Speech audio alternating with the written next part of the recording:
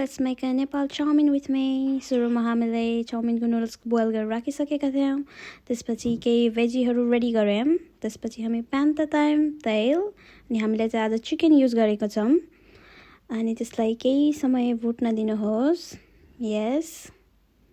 त्यसपछि थोरै बेसार अलिअलि ब्राउन भएपछि अनि त्यसपछि फेरि पनि एकछिन 2-3 मिनेटको लागि भुट्न दिने ताकि क्रिस्पी ब्राउनिश कलर आउने जेलसम्म है. Like as you can see, यतिको ब्राउन अनिस कलर आएपछि त्यसपछि हामीले हाल्यौँ प्याज, अघि रेडी पारेको भेजीहरू, प्याज हालिसकेपछि अनि ग्रीन चिली अभियसली, अनि त्यसलाई एकछिन केही बेरसम्म स्टिर गरेर राख्ने, चलाउने ताकि केही बेरसम्म गलोस्.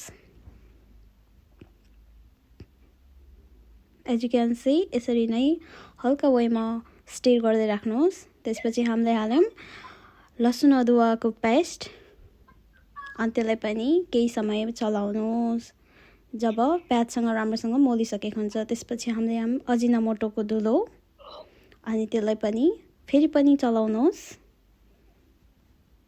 मैले चलाए जसरी नै, अनि केही समय एब्जर्ब हुनलाई छोडिदिनुहोस्.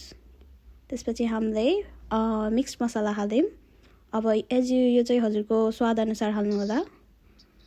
त्यसपछि धुलो खुर्सानी, अनि त्यसलाई फेरि हामीले चलायौँ केही क्षण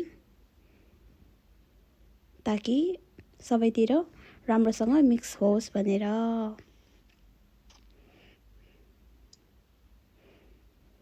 अनि त्यसपछि हामीले अघि बोइल भएको नुडल हाल्यौँ. अनि त्यसलाई पहिला सुरुमा अलिअलि मिक्स गऱ्यौँ. अनि त्यसपछि स्वाद अनुसारको सोया सस, अनि त्यसलाई अनि फेरि स्वाद अनुसारको नुन.